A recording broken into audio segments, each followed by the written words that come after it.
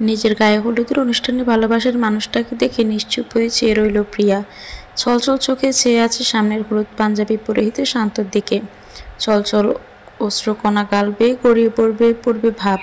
এত মানুষের হৈহুল্লোড়ের মাঝে তার এই চলচল চোখ তেমন কারো দৃষ্টিতে বাঁধল না। শান্ত হাসি মুখে প্রিয়ার পাশে গিয়ে বসলো। সামনে থেকে হলুদ নিয়ে প্রিয়ার গালে আলতো করে লাগিয়ে দিল শান্ত। অন্য কাউকে বিয়ে করতে হচ্ছে প্রিয়ার, আর সেখানে তার ভালোবাসার মানুষটি এসে হলুদ লাগিয়ে দিচ্ছে তাকে। বিষয়টা কতটা কষ্টদায়ক তা প্রিয়া ব্যতীত অন্য কারো অনুভব করার সাধ্য নেই। কান্নাগুলো গলায় আটকে আছে তার, শুধু দু চোখ জমা অশ্রুকণা গড়িয়ে পড়ল গাল বেয়ে। শান্ত আঙুল দিয়ে তা মুছে দিয়ে বলে, দোয়া করি পৃথিবীর সব সুখ এসে তোমার কপালে ছুঁয়ে দিক। বলেই উঠে সেখান থেকে দ্রুত পায়ে হেঁটে অনেকটা দূরে গিয়ে একাকী দাঁড়িয়ে রইল শান্ত। গেটের বাইরে দাঁড়িয়ে পকেট থেকে সিগারেট প্যাকেট বের করে একটা মুখে নিয়ে তা আবার পকেটে নিয়ে নিল। এটা শান্তর একটা বদ অভ্যাসে পরিণত হয়েছে। ম্যাচের কাঠি আগুনসহ সিগারেটের মাঝে লাগাতে এ নিয়ে 3 বার ব্যর্থ হলো শান্ত। হালকা বাতাসে বারবার নিভিয়ে দিচ্ছে সেই আগুন, কিন্তু মনের আগুন নেভাতে ব্যর্থই শীতল বাতাস। তা যেন ক্রমশই বেড়ে চলছে। পেছনে এসে দাঁড়ালো ফাহিম, প্রিয়ার বড় বয়সী। ফাহিম আর শান্ত সেম বয়সী, একই বাড়িতে থাকার ফলে ভালো বন্ধুও দুজন। শান্তরা হলো উপরতলায় আর প্রিয় ফাহিমরা থাকে নিচতলায়। তবে শান্ত 2 মাস হলো বাড়িতে আসেনি, দূরে চলে গিয়েছিল কোনো এক কারণে। 2 মাস পর গতকাল বাড়িতে আসলো প্রিয়ার বিয়ে উপলক্ষে। কেন জানি বউ সাজে প্রিয়াকে দেখতে ইচ্ছে হচ্ছিল খুব, কিন্তু এমন অবস্থায় হঠাৎ যে কষ্টটা বেড়ে যাবে তা আগে জানলে হয়তো প্রিয়ার দৃষ্টির আড়ালেই থেকে যেত, কখনো সামনে আসতো না। ফাহিম পেছন থেকে কাঁধে হাত রাখতে চমকে উঠে মুখ থেকে সিগারেটটা ফেলে দিয়ে নিজেকে স্বাভাবিক করে নিল শান্ত। মুখে হাসি ফুটিয়ে ফাহিমের দিকে চেয়ে বলে, কী রে, বাসায় এত কাজ ফেলে তুই বাইরে কি করছিস? ফাহিম বাড়ির দিকে চেয়ে বলে, কোথায় নাকি লাইটিংয়ে প্রবলেম হয়েছে তা দেখতে এলাম। তারপর শান্তর হাতের দিকে চেয়ে ফাহিম একটু হেসে বলে, কী রে ভাই, আগে তুই আমায় কত জ্ঞান দিতি এই সিগারেট খাওয়ার বিষয়ে, আর এখন নিজেই অভ্যেস বানিয়ে ফেললি। শান্ত একটা মৃদু হাসি দিয়ে বলে, সময় কি আর সব সময় এক থাকে? আচ্ছা বাদ দে সবে ভেতরে, আর তুই একা একা বাইরে কি করছিস? শান্ত একটু হেসে বলে, এই যে যেটা দেখতে পাচ্ছিস। আচ্ছা যাই হোক, ভেতরে আয়, কত কাজ বাকি আছে এখনো, আমি একা একা সব করতে পারবো? বলে শান্তকে নিয়ে ভিতরে চলে গেল ফাহিম।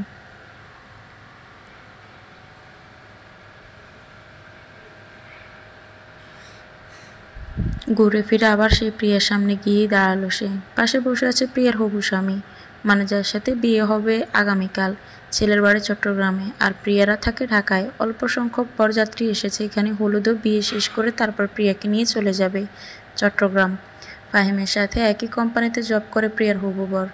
সেই সুবাদে এত দূর সম্পর্ক গড়াচ্ছে 2 পরিবার। প্রিয়ার হবু স্বামীর নাম হাবিব, তাকেও হলুদ দেওয়া হচ্ছিল।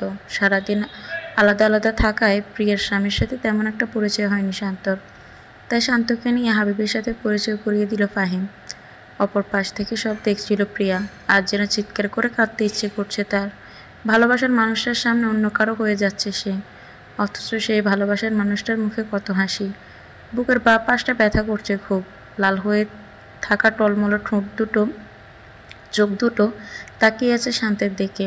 মনে মনে চাইছে বন্ধ চোখ খুলে যাক, দুঃস্বপ্ন ভেঙে যাক, দিনগুলো আগের মতোই ঝাপসা থাকুক। তবুও শান্ত জায়গায় অন্য কাউকে মেনে নিতে পারবে না সে।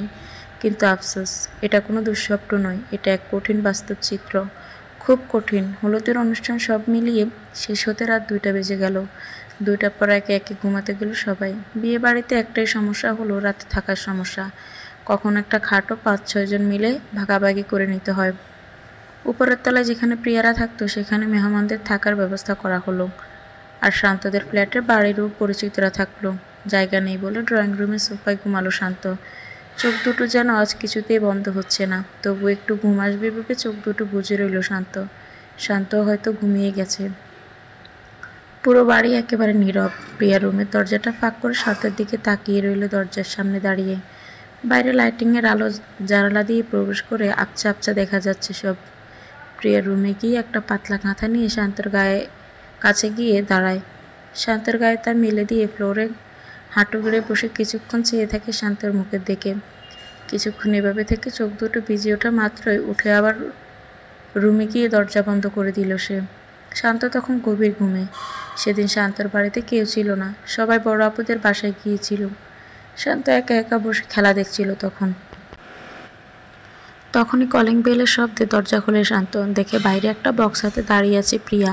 শান্তের দিকে তা এগিয়ে দিয়ে বলে, মা পাঠিয়েছে আপনার জন্য। যদিও শান্ত বিষয়টা ভালো করেই বুঝতে পেরেছে যে বাসায় আর মা ও বাকিরা নেই বলে হয়তো ভেবেছে আমার খাওয়ার প্রবলেম হচ্ছে, তাই প্রিয়া নিজেই বানিয়ে এনেছে এসব।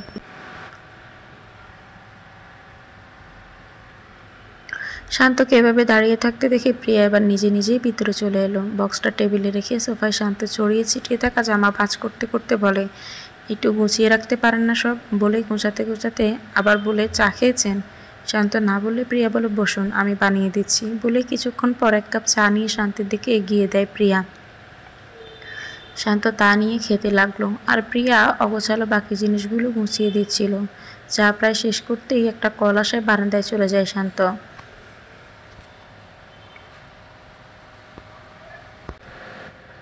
আর প্রিয়া এগিয়ে গিয়ে কাপটা নিয়ে চোখের সামনে কিছুক্ষণ ধরে দেখল সেটাকে, তারপর একটা মুচকি হাসি দিয়ে কাপের শেষ ভাগে থাকা অবশিষ্ট চায়ে চুমুক দিল সে। ভালোবাসা সত্যি অন্ধ হয়। শান্ত কথা বলতে বলতে ব্যালকনি থেকে দেখছিল পুরোটা। প্রিয়ার এমন অদ্ভুত অদ্ভুত কাজ যেন মাঝে মাঝে তার ভেতরে এমন অনুভূতি তৈরি করে যা শান্ত নিজেও অনুভব করতে পারে না। কল্পনায় পূর্বের স্মৃতিগুলো ভেসে উঠছে বারবার। শান্ত চোখ খুলে উঠে বসে রইল সোফায়। আর কয়েক ঘন্টা পরেই সে প্রিয়া অন্য কারো হয়ে যাবে চিরতরে। কিছু ভালোবাসা হয় এমনই অপ্রকাশিত, জমা হয়ে থাকা ব্যর্থতার ডায়েরিতে ব্যর্থ গল্প হয়ে। আর গুম হবে না। শান্ত উঠে ঘর থেকে বেরিয়ে এলো। ছাদের উপরে গিয়ে দেখে হলুদের সব ছড়িয়ে ছিটিয়ে আছে। সকালে আবার এসব পরিষ্কার করে দুপুরে খাওয়ার জন্য গুছিয়ে নেওয়া হবে। চারদিকে তখন ফজরের আজানের ধ্বনি ভেসে আসছে। ছাদের হালকা বাতাসে আরেকটা সিগারেট ধরালো শান্ত। ছাদের কার্নিশে দাঁড়িয়ে দোয়াগুলো শূন্যে ছেড়ে দিচ্ছি নীরবে নিভৃতে। বুকের ভেতর জন্য এক অজানা চাপা কষ্ট বাসা বেঁধেছে। কেন আসলো বাড়িতে? কেন আবার প্রিয়ার কাছে এলো সে? কেন নিজ চোখে দেখতে এলো সে প্রিয়া বউ সাজে অন্য কারো হয়ে যাচ্ছে? দূরেই তো ভালো ছিল খুব, পেছন থেকে হঠাৎ কারো জড়িয়ে ধরা অনুভব করতেই যেন পাথরের ন্যায় হয়ে গেল শান্ত। বুঝতেই পারছে এটা অন্য কেউ না। পেছন থেকে জড়িয়ে ধরে নিশ্চুপ হয়ে কেঁদে যাচ্ছে প্রিয়া। কিছুক্ষণ নীরবে কাঁদল সে। অতঃপর কাতর স্বরে বলে, আমার আর সহ্য হচ্ছে না, প্লিজ এখানেই থামিয়ে দিন সব। আমি মরে যাব দম বন্ধ হয়ে, তবুও আপনার জায়গায় কখনো ভাবতে পারবো না অন্য মানুষকে। আমি কখনোই অন্য মানুষকে মেনে নিতে পারবো না। প্লিজ এখানেই শেষ করে দিন সব। প্রিয়ার কান্নামাখা গলায় এমন কথা শুনেও চুপ করে রইল শান্ত। সে অনেক কিছু বলতে চাইলেও কিছুই বের হচ্ছে না মুখ দিয়ে। আর প্রিয়া শান্তকে পেছন থেকে জড়িয়ে ধরে নিশ্চুপ হয়ে কাঁদছে। শান্ত নিজের থেকে প্রিয়ার হাত দুটি ছাড়িয়ে কিছুটা দূরে গিয়ে দাঁড়ায়, কারণ আজই প্রিয়ার বিয়ে। বরপক্ষে কেউ এসব দেখলে অনেক বড় কেলেঙ্কারি হয়ে যাবে। প্রিয়ার থেকে কিছুটা দূরে সরে কড়া গলায় বলে, বাচ্চামো করো না প্রিয়া, ঘুমোতে যাও। সকাল হতে এখনো 2-1 ঘন্টা বাকি। আর বিয়ের দিন শরীর দুর্বল করো না। প্রিয়া কাতর গলায় বলে, একটা মানুষ কতটা অসহায় হলে এমন বাচ্চামো করে বলুন তো?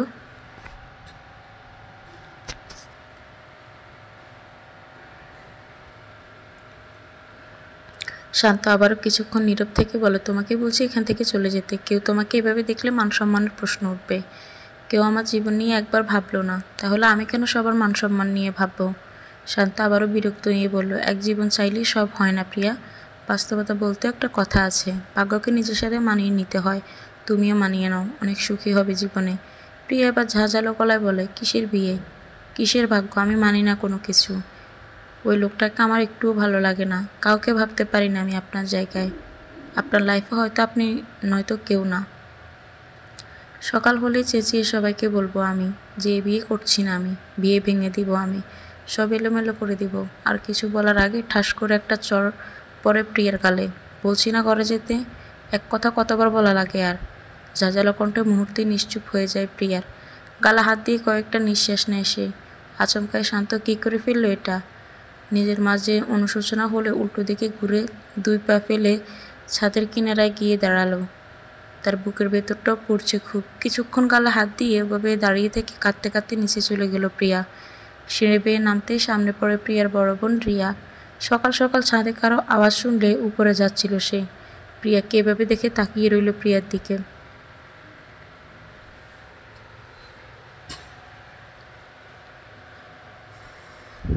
আর প্রিয়া কাঁদতে কাঁদতে নিচে চলে গেল। রিয়া এবার দ্রুত ছাদে উঠে শান্তকে দেখে তার সামনে গিয়ে দাঁড়ায়। শান্তের দিকে চেয়ে রিয়া সোজাসুজিভাবে বলে, প্রিয়া কাঁদছে কেন? রিয়াকে দেখে একটুও চমকালো না শান্ত, ছোট্ট করে বলে, জানি না। রিয়া আবার বলে, একটু আগে এখানে কি হয়েছিল ওটা জানতে চাইছি আমি। শান্ত এভাবে তাকিয়ে থাকা অবস্থায় বলে, প্রিয়া কাঁদছিল, আমি আসার পর নিচে চলে গেল, হয়তো বিয়ে হয়ে যাচ্ছে তাই একাকে কাঁদছিল। রিয়া ভ্রুকুচকে শান্তের দিকে তাকিয়ে আবার নিচে চলে গেল। নিচে এসে দেখে প্রিয়া এখনও রুমে বসে কাঁদছে। প্রিয়ার পাশে বসে বলে, কিছু কি লুকাচ্ছিস আমাদের কাছে? রিয়ার কথায় তার দিকে চেয়ে প্রিয়া বলে, এই বিয়ে আমি করবো না আপু, আমি শান্তকে ভালোবাসি। প্রিয়া মুহূর্তে প্রিয়ার মুখ চেপে ধরে প্রিয়াকে থামিয়ে দিয়ে বলো, খবরদার এ কথার কখনো মুখে আনবি না। আজ তোর বিয়ে, সব কিছুর আয়োজন শেষ, এমনকি তোর হবু বড় এই বাড়িতে। বিষয়টা কতটা লজ্জাজনক এটা বুঝতে হবে তোকে।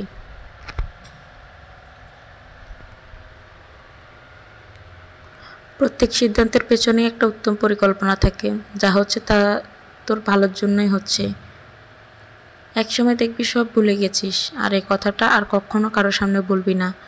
যতটুকু গেছিস ততটুকুতেই ফেলে রাখ, নতুন জীবন নিয়ে ভাবতে শুরু কর। প্রিয়া আবার কিছু বলতে যাবে, তখন রিয়া তাকে সুযোগ না দিয়ে বলে, রাতে মনে হয় ঘুমোসনি, এখন ঘুমিয়ে পড়।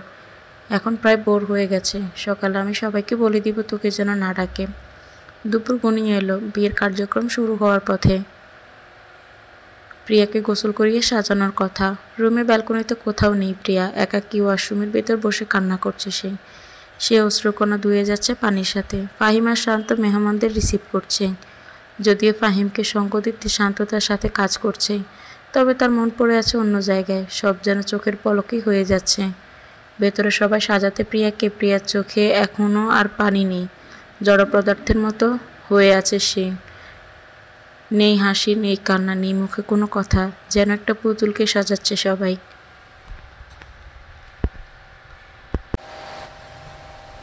বিয়ের মুহূর্তে কবুল বলার আগেও প্রিয়া মাথা তুলে চারপাশে কাউকে খোঁজার মতো করে তাকাচ্ছে, কিন্তু চোখে পড়ছে না সেই মানুষটাকে। অবশেষে নিজের সব স্বপ্ন, আশা, ভালোবাসা মাটি চাপা দিতে বাধ্য হলো প্রিয়া।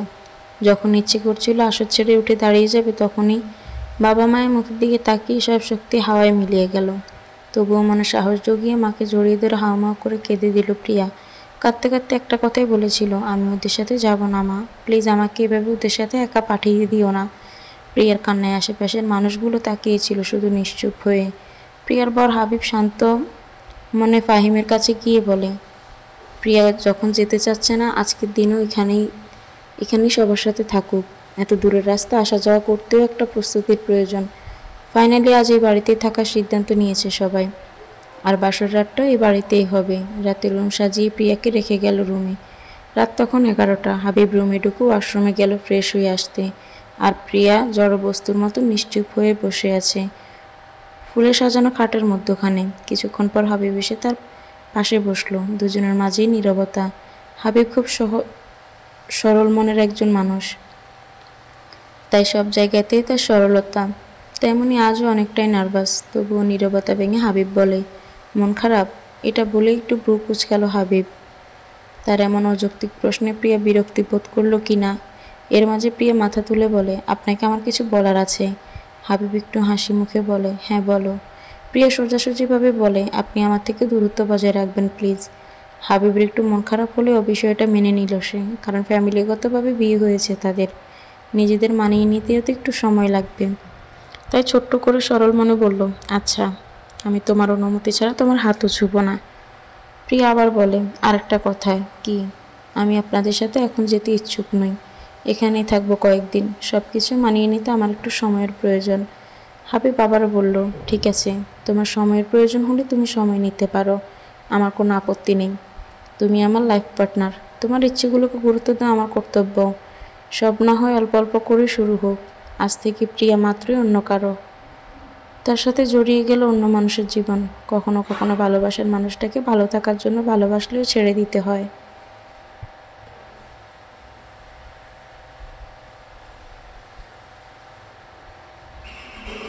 চোখ দুটো অসম্ভব লাল হয়ে আছে শান্তের। বারান্দায় চেয়ারে বসে সিগারেটের ধোঁয়া ওড়াচ্ছে, আর চোখ বন্ধ করে আছে সে। চোখ খুলে তাকিয়ে আছে বাইরের আকাশে, ফুটে ওঠা চাঁদটার দিকে। সে কত সুন্দরভাবে প্রকৃতিকে খুটখুটে অন্ধকার থেকে আলোকিত করে রেখেছে। আর তার জীবন প্রদীপটা কেন এত নিভু নিভু হয়ে আছে। রুমে এসে অনলাইনে আসতেই একটা মেসেজ আসলো ফোনে। খুব গুম না আপনার? গুম গুম হবেই তো, আপনার তো কিছু হারায়নি, হারিয়েছে আমার। এতক্ষণ অফলাইনে ছিলে দেখে হয়তো ভেবেছিল শান্ত ঘুমিয়ে পড়েছে। একটা শ্বাস নিয়ে অ্যাক্টিভ স্ট্যাটাস অফ করে অনলাইনে চলে গেল। সে তো নিজেও চায় যে প্রিয়া ভালো থাকুক, তাহলে কেন এখন তার অনুভূতিগুলো মাথা ছাড়া দিয়ে উঠে বুকের বাঁ পাশটায় চাপ দিয়ে ধরে আছে। সকাল হলে প্রিয়াকে ডেকে নিচে নিয়ে গেল তার মা। তার শাশুড়ি ও ননদ এদেরকে নাস্তা সার্ভ করে দিতে। প্রিয়া মুখের উপর পারবো না বলে সেখান থেকে চলে গেল। প্রিয়ার এমন বেয়াদবি অপমানিত করেছিল তার শ্বশুরবাড়ির লোকদের। তারা অবাক হয়ে তাকিয়েছিল প্রিয়ার দিকে। বিষয়টাকে আর বাড়াতে দিল না রিয়া। হাসি মুখে সবাইকে নাস্তা দিতে দিতে বলে, বিয়ে হয়ে গেছে তো, তাই হয়তো মন মেজাজ ভালো নেই। প্রিয়ার শাশুড়ি চুপ করে থাকলেও প্রিয়ার চাচি শাশুড়ি বলে, এত মেজাজ নিয়ে শ্বশুরবাড়ি যেতে পারবে না সে। রিয়াও তার মা বিষয়টা হেসে কথা বলে উড়িয়ে দিল। তারপর সকালে খাওয়ার মন দিল রিয়া। রিয়ার রুমে এসে প্রিয়ার মাথায় ছোট্ট একটা ধাক্কা দিয়ে বলে, এসব কি শুরু করেছিস তুই? শ্বশুরবাড়ির লোকজনদের সাথে এমন আচরণ করছিস কেন? শোন, বাকি জীবনটা কিন্তু তোকে তাদের সাথেই কাটাতে হবে। সো তাদের সাথে ভেবেচিন্তে কথা বলতে হবে তোকে। সবার মন রক্ষা করে চলতে হবে। প্রিয়া কেঁদে দিয়ে বলে, আমি কি করবো আপু? আমি ওদের কাউকে কখনো নিজের সাথে মানিয়ে নিতে পারবো না। অনেকের ভালোবাসাই তো পূর্ণতা প্রায়। তেমন করে আমার ভালোবাসা যদি পূর্ণতা পেত তাহলে কি খুব বেশি খারাপ হয়ে যেত আপু? প্রিয়া আবার শান্ত হয়ে বলল, দেখ শান্ত ভালো ছেলে, এটা আমিও জানি, বাট শুধু ভালো দিয়ে তো আর দুনিয়া চলে না।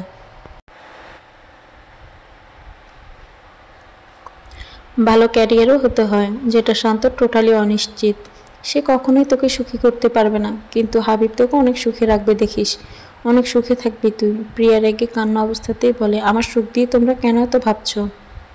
আর হাবিবের ক্যারিয়ার দিয়ে আমি কি করব? ওর প্রতি তো আমার কখনোই ভালোবাসা তৈরি হবে না। ভালোবাসা ছাড়া কি কারোর সাথে সারা জীবন কাটানো সম্ভব আপু? এবার প্রিয়ার কথার কোনো উত্তর খুঁজে পেল না রিয়া। দুই বোনের চিন্তাধারাই দুই রকম। রিয়ার মতো শুধু ভালোবাসা দিয়েই সংসারে সুখী হওয়া যায় না, স্বামীর ক্যারিয়ারও ভালো হতে হয়। আর প্রিয়ার মতো স্বামীর ক্যারিয়ার দিয়ে কীভাবে সুখ নির্ণয় করা যায় যেখানে ভালোবাসাই থাকবে না। দুপুরে খেয়ে চলে গেল হাবিবরা, কিন্তু প্রিয়া যায়নি তাদের সাথে। সে কয়েকদিন পর যাবে। শ্বশুরবাড়ির লোকজন বিষয়টা মানতে না চাইলেও হাবিব মানিয়েছে সবাইকে। সন্ধ্যার পর প্রিয়াকে ছাদে রাখলো শান্ত। প্রিয়াও চলে গেল। ভেবেছিল হয়তো শান্ত তার ভালোবাসাটা বুঝতে পেরেছে, কিন্তু না। শান্তর সামনে যাওয়ার পর নিরাশ হলো সে। শান্ত তার দিকে চেয়ে বলে, শুনলাম তুমি নাকি তোমার শ্বশুরবাড়ির লোকদের সাথে খারাপ ব্যবহার করেছো। প্রিয়া সোজাসুজিভাবে বলে, আর সামনেও করব। ওদের কাউকে সহ্য হয় না আমার।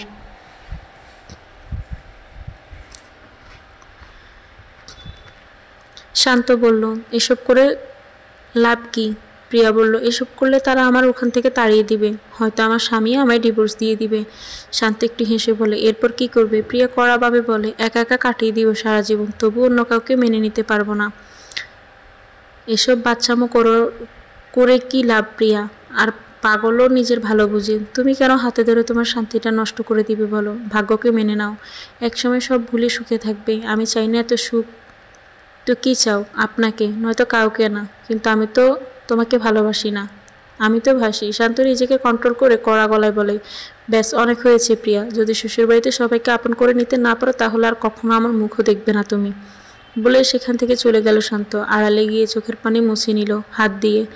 বাবার কাশির শব্দে এক গ্লাস পানি বাবার সামনে নিয়ে গেল শান্ত। বাবা পানিটা খেয়ে নিজেকে শান্ত করে বসতে বলে, ঠিক আছো বাবা?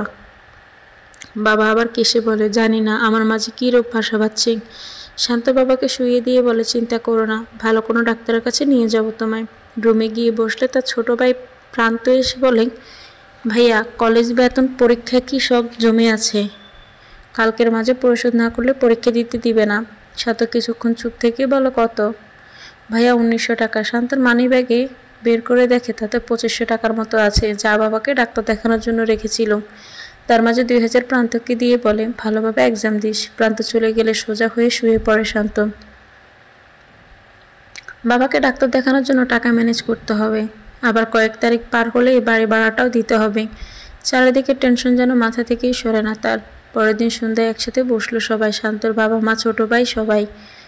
শান্তর বাবা বলে, হাসানের ছেলে কয়দিন আগে বিদেশ থেকে ফিরেছে, ওর সাথে কথা বলেছি আমি।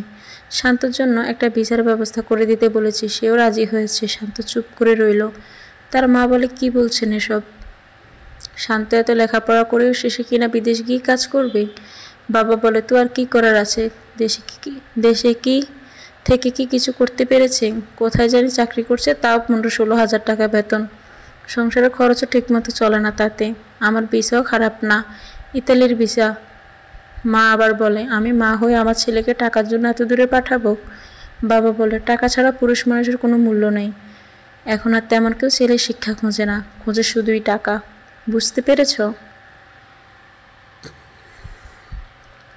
ভিসার জন্য হয়তো 8 থেকে 10 লাখ টাকা লাগতে পারে, ওটা আমি এদিক সেদিক থেকে ম্যানেজ করে দিব। ওখানে গিয়ে অল্প অল্প করে শোধ করে দিবে। আমি আর কয়দিন থাকি জানি না, যাওয়ার আগে ছেলেকে একটু লাইন করে দিতে পারলে শান্তি পাই। তোর মতামত কি শান্ত? শান্ত নিচের দিকে চেয়ে বলে, তোমার যা ভালো মনে করো তাই করো, তাই আমার মতামত। বলে উঠে হাঁটা ধরল শান্ত। মা বলল, তো ছেলেকে একটা বিয়ে করিয়ে দিলে ভালো হবে, তারপর না হয় বাইরে যাবে। বাবা বলে, একবার গিয়ে ঘুরে আসুক, হাতে টাকা পয়সা হোক, তারপর বিয়ের বিষয়ে ভাববো।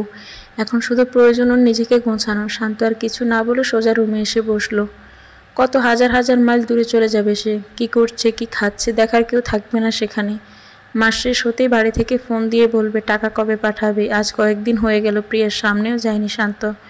অনেক কল মেসেজ, এমনকি বাসায় এসেও শান্তের সাথে একটু কথা বলতে পারেনি সে।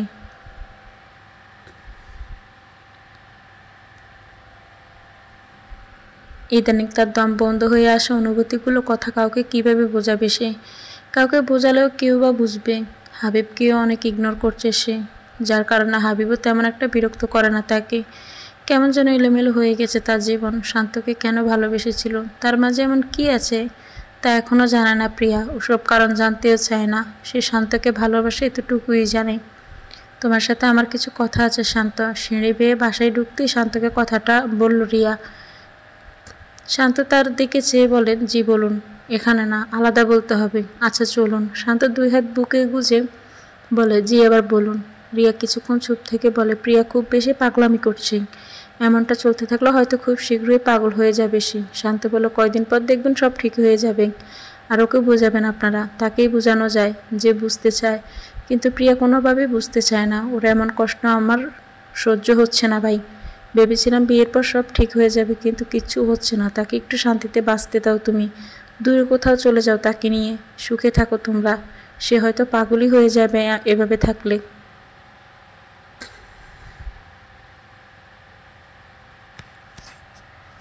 তুমি প্রিয়াকে নিয়ে চলে যাও প্লিজ, সে ভালো নেই। সে বলল, তোমার জায়গায় অন্য কাউকে, কোনো মানুষকে সে কখনোই মেনে নিতে পারবে না। শান্ত একটু হেসে বলে, আপনি বলছেন এই কথা? কয়দিন আগে তো আপনার সুরটা ছিল অন্যরকম। আমার প্রতি প্রিয়ার একটু দুর্বলতা ছিল বলে আমাকে সহ্যই করতে পারতেন না আপনি। আর আজ বলছেন এই কথা যে প্রিয়াকে নিয়ে দূরে কোথাও চলে যেতে? রিয়া অপরাধীর ন্যায় বলল, বলছি। দূরে কোথাও চলে যাও তাকে নিয়ে, এদিকটা আমি সামলে নিব। শান্ত একটু হেসে বলে, তা কখনো সম্ভব না। সম্ভব হলে আমি অনেক আগেই প্রিয়াকে কাছে টেনে নিতাম। আপনারা তাকে বিয়ে দিচ্ছেন, তাকে ভালো খারাপ বোঝাচ্ছেন। এই সময়টা অবধি চেয়ে থাকতাম না আমি। আর এখন বলছেন প্রিয়াকে নিয়ে দূরে কোথাও চলে যেতে। তো আমি না হয় কাজটা করলাম, তারপর আমার ফ্যামিলি, ঘরে আমার একজন অসুস্থ বাবা, আমার ছোট ভাই লেখাপড়া করছে, আমার মা, তাদের সবার যাবতীয় খরচ, বাসা ভাড়া সব এখন আমার দায়িত্বে। আমার পুরো পরিবার এখন আমার দিকে তাকিয়ে আছে।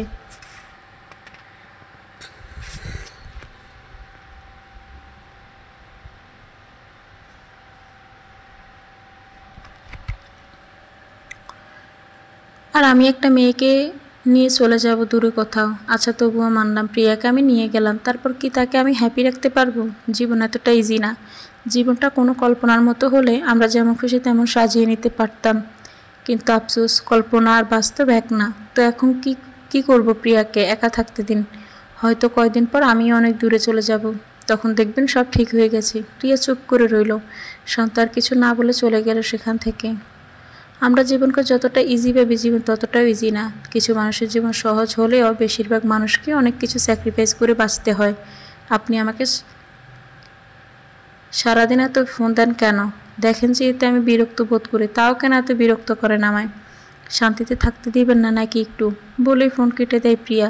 প্রিয়ার আচরণে হাবিব অপমানিত বোধ করলেও কিছু বলল না।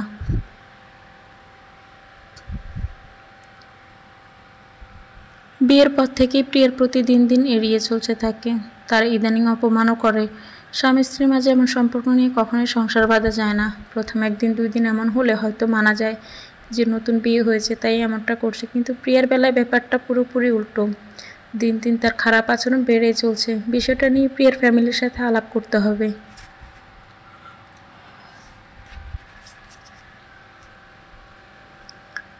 প্রিয়া কি তাকে মানিয়ে নিতে সময় লাগছে নাকি অন্য কোনো কারণ? অফিস থেকে একসাথে কফি শপে বসলো হাবিব ও ফাহিম। হাবিবের বাড়ি চট্টগ্রাম হলেও সে জব করে ঢাকায় ফাহিমের সাথে। সেই সুবাদে পরিচয়, তাই আজ ফাহিমকে নিয়ে আলাদা বসলো সে। প্রিয়ার বিষয়টা নিয়ে কথা বলা প্রয়োজন মনে হলো তার। 2 কাপ কফির অর্ডার দিয়ে হাবিব ভদ্রভাবে বসে পড়ল। আপনার সাথে আগে আমার যে সম্পর্কেই থাকুক, এখন সম্পর্কে আপনি আমারও বড় ভাই হন। তবুও পার্সোনাল কিছু বিষয়ে আপনার সাথে কথা বলার প্রয়োজন মনে হলো আমার।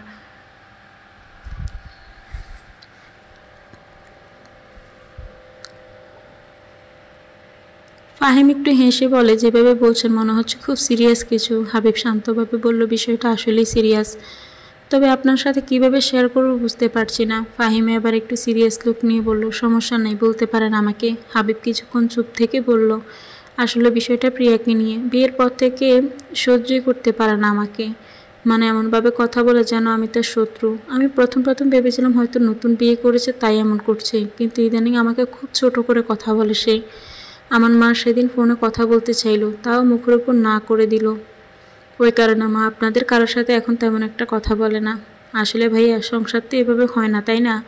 প্রিয়া তার সমস্যার কথাটা আমার সাথে শেয়ার করলেও আমি সাপোর্ট দিতাম তাকে, বাট তার এই আচরণগুলো খুবই বেমানান।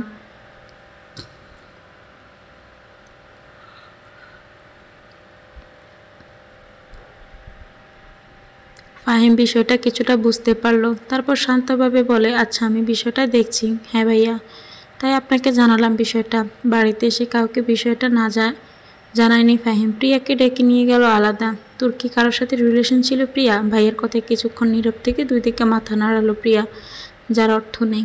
ফাহিম আবার বলল, তোর শ্বশুরবাড়ির লোকদের সাথে এমন আচরণ করছিস কেন তুই?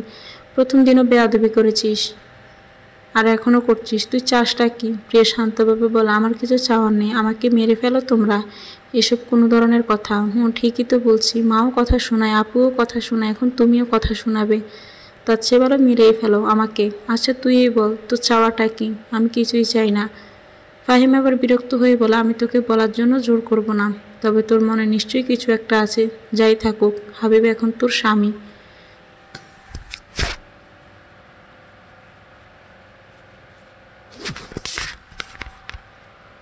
ছেলেটা ভালো দেখেই তোকে তার হাতে তুলে দিয়েছি, আর আমাদের বিশ্বাস ছিল আমাদের সিদ্ধান্তটাই তুই মেনে নিবি। তোর প্রতি সবার বিশ্বাস ছিল, কিন্তু তোর মনে যদি কিছু থেকে থাকে তাহলে তুই যা ভালো মনে করিস তাই কর। বা হিসেবে কী বা বলতে পারবো তোকে? কিছু বললেও তোর কারণে আমার সম্মান যাবে, এটা কোনো বিষয় না। তুই সুখে থাক, এটাই আমাদের চাওয়া। দিন শেষে শুধু একটাই কথা মনে থাকবে, তুই আমাদের বিশ্বাসের সাথে বেইমানি করেছিস। কিছুক্ষণ নীরব থেকে ফাহিম চলে গেল। চুপচাপ রুমে এসে শুয়ে শুয়ে নীরবে কাঁদছে প্রিয়া। তার সাথে এখানে এমনটা হতে হলো। কেটে গেল বেশ কিছুদিন। প্রিয়ার শ্বশুরবাড়ি থেকেও চাপটা বাড়লো। বউ হয়তো বউয়ের মতো থাকবে, আর না হয়তো ডিভোর্স হয়ে যাবে। অনেক সহ্য করেছে তারা। আমি জানি স্বামী থাকা সত্ত্বেও এভাবে আপনার পেছনে পড়ে থাকাটা, আপনাকে ভালোবাসাটা পাপ। আমি জেনে শুনেই এমন করি, আর করব না। একদিন আপনিও কষ্ট পাবেন খুব, আমার জন্য কাঁদবেনও, তখন আর আমি থাকবো না। আর হ্যাঁ, আপনাকে আমার চেয়ে আরও আর কেউ কখনো বেশি ভালোবাসতে পারবে না, কেউ ভাসবে না এত ভালো। শান্ত কিছুক্ষণ নীরব থেকে বলে, আমি কাল চলে যাচ্ছি, সব ঠিকঠাক করে নিবে। স্বামীর সাথে সুসম্পর্ক গড়ে তুলবে তুমি, সুখী ফ্যামিলি হবে তোমারও। আর উল্টো পাল্টা চিন্তা মাথা থেকে ঝেড়ে ফেলো। এক জীবনে সব সম্ভব হয় না। প্রিয়ার চোখের পানি মুছে বলে, আমি চাইলে আত্মহত্যা করতে পারতাম, কিন্তু করিনি। কেন জানেন? কারণ আমি এবারও হারতাম, ওপারও হারাতাম, কোনো জীবন পেতাম না আপনাকে। আমি খুব ভালোভাবেই বেঁচে থাকবো। এপারে আপনাকে পাইনি, তাতে কি হয়েছে? ওপারে গিয়ে আল্লাহর কাছে চেয়ে নিব আপনাকে, কারণ জান্নাতে গেলে ওখানে কিছু চাইলে তো আল্লাহ ফিরিয়ে দিবেন না। বলে ওখান থেকে চলে গেল প্রিয়া। প্রিয়ার শেষ কথাটা খুব গভীরে গিয়ে লাগলো শান্তর। প্রচুর কাঁদতে ইচ্ছে হচ্ছে তারও, কিন্তু কাঁদতে মানা, নিজেকে শক্ত রাখতে হবে, কারণ তার ফ্যামিলি তাকিয়ে আছে তার দিকে।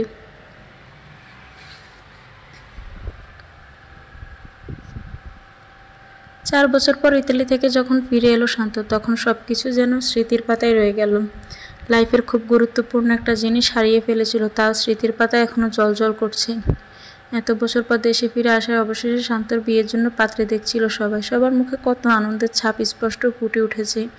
আর 4 বছর পর প্রিয়ার মুখোমুখি হলো শান্ত। প্রিয়ার কোলে একটা ফুটফুটে বাচ্চা।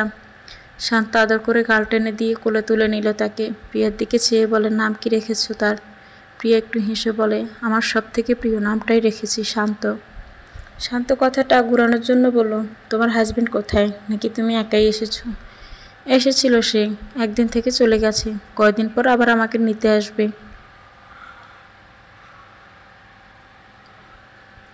শান্ত হেসে বলল, বাহ, হ্যাপি ফ্যামিলি। প্রিয়া একটু মুচকি হেসে বলে, সবাই হ্যাপি, শুধু আমি ছাড়া। এত বছর হলো বিয়ের, আমাদের সন্তানও আছে এখন, তবুও আজও আমার মনে হয় সে আমার কাছে অন্য মানুষই। মন থেকে আপন করতে পারিনি তাকে, কারণ সে আমার ভালোবাসায় ছিল না, সে ছিল অন্য মানুষ।